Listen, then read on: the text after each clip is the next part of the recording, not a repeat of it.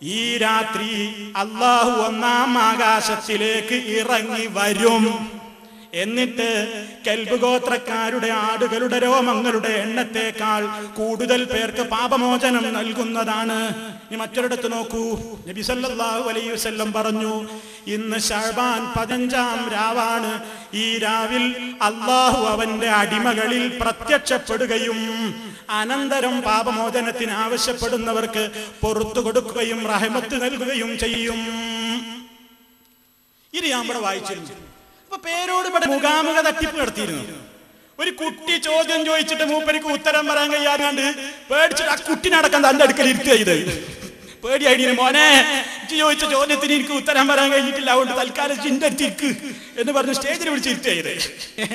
അപ്പൊ മൂപ്പര് എന്നിട്ട് ഇവിടുന്ന് ആയിൽ പറയണേ എന്ത്, അത് മൗലവി റിസാല ഒന്നും പറയണ്ട, അതൊന്നും ഇവിടെ വിളമ്പണ്ട. കാരണം റിസാലിയിൽ അതിന്റെ അടിയിൽ തന്നെ അതിന്റെ വിശദീകരണം എന്നുണ്ട്. എന്താ വിശദീകരണം? ഇറങ്ങി വരും എന്ന് പറഞ്ഞാൽ എന്താ അർത്ഥം? പുറത്തു കൊടുക്കുന്നതാണ്.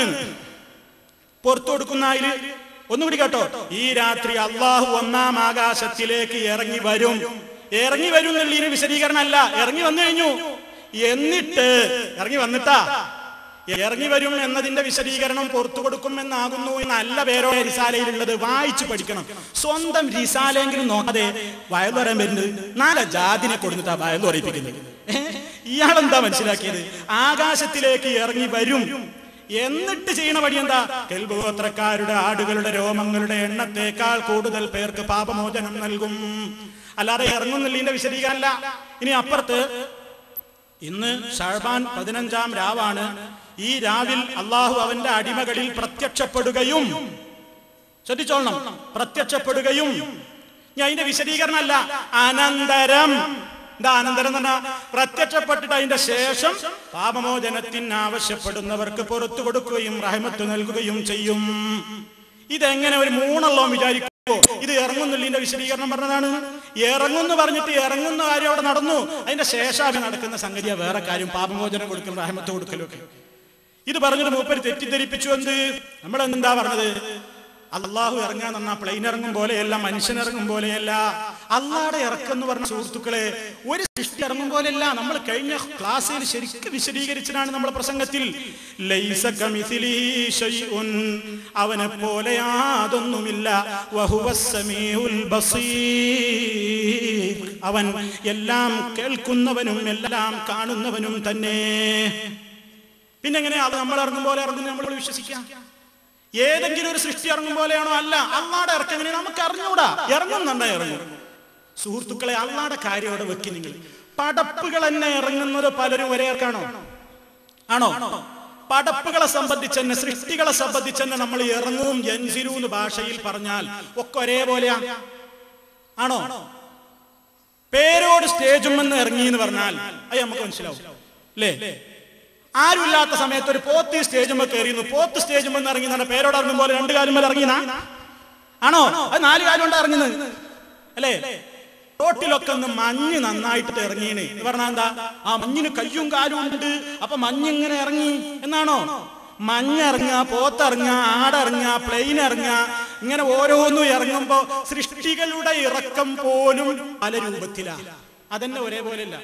എങ്കിൽ ഈ സൃഷ്ടികളോട് എല്ലാ അർത്ഥത്തിലും വ്യത്യാസമുള്ള മുഖാലിഫുൻ ലിൽ ഖൽഖി ബിൽ ഇത്ലാഖി, പടപ്പുകളോട് എല്ലാ വിധത്തിലും വേർതിരിവുള്ള വ്യത്യാസമുള്ളവനാണല്ലോ അല്ലാഹു. ആ അല്ലാഹ് ഇറങ്ങുന്ന റസൂൽ പറഞ്ഞാൽ ഇറങ്ങും എന്ന് വിശ്വസിക്കലാണ് മുസ്ലിമിന്റെ പണി. അതെങ്ങനെയാണ് ചോദിക്കേണ്ട ആവശ്യമില്ല. അതാണ് സലികൾ പഠിപ്പിക്കുന്നത്. എന്ത്? അല്ലാഹു അവനെ കുറിച്ച് എത് എന്ന് പറഞ്ഞാലും, കൈ എന്ന് പറഞ്ഞാലും, കാലെന്ന് പറഞ്ഞാലും, ഇസ്തവാഅൽ അർശി എന്ന് പറഞ്ഞാലും, അർശിന്മേൽ ഉപവിഷ്ടനായി എന്ന് പറഞ്ഞാലും, ഇറങ്ങും എന്ന് പറഞ്ഞാലും, ചിരിക്കും എന്ന് പറഞ്ഞാലും ഒക്കെ അവന് യോജിച്ച നിലക്കുള്ളതാണതെന്ന് മനസ്സിലാക്കണം. അത് തശ്ബീഹ് പറഞ്ഞുകൂടാ, തംസീൽ പറഞ്ഞുകൂടാ, ഇതിനെ പോലെ എന്ന് പറഞ്ഞുകൂടാ, താരതമ്യപ്പെടുത്തിക്കൂടാ, രൂപം പറഞ്ഞുകൂടാ, ബിലാ കീഫ് കൈഫിയത്ത് പറഞ്ഞുകൂടാ. എന്നാൽ അത് നിഷേധിച്ച് തള്ളുന്ന തഅ്തീൽ ബിലാ തഅ്തീൽ, നിഷേധവും പാടില്ല എന്നിങ്ങനെ പണ്ഡിതന്മാരെല്ലാം പറഞ്ഞിട്ടില്ലേ? അതിനല്ല ഇവിടെ മുമ്പ് മാലിക് ഇമാമിന്റെ ഉദ്ധരണി ഞാൻ പറഞ്ഞത് അൽ ഇസ്തിവാഉ മഅലൂമുൻ വകൈഫിയതുഹു മജ്ഹൂലുൻ വസ്സുആലു അൻഹു ബിദ്അത്തുൻ വൽ ഈമാനു ബിഹി വാജിബുൻ. അല്ലാഹു അർശിന്മേൽ ഇഷ്ടനായെന്ന് പറഞ്ഞാൽ അത് നമുക്ക് മനസ്സിലാകുമ്പോൾ ഇഷ്ടനായി എന്ന് തന്നെ മനസ്സിലാക്കുക. പക്ഷെ അതെങ്ങനെയാണ് നമുക്ക് അറിഞ്ഞുകൂടാ. എങ്ങനെയാണ് പേരോട് ചോദിക്കും പോലെ കളിയാക്കി ചോദിക്കാനും പാടില്ല. എങ്ങനെയായി ഇരുത്തം, എങ്ങനെയായി ഇറക്കം എന്ന് ചോദിക്കാനും പാടില്ല. അതിനെക്കുറിച്ച് ചോദിക്കുന്നവൻ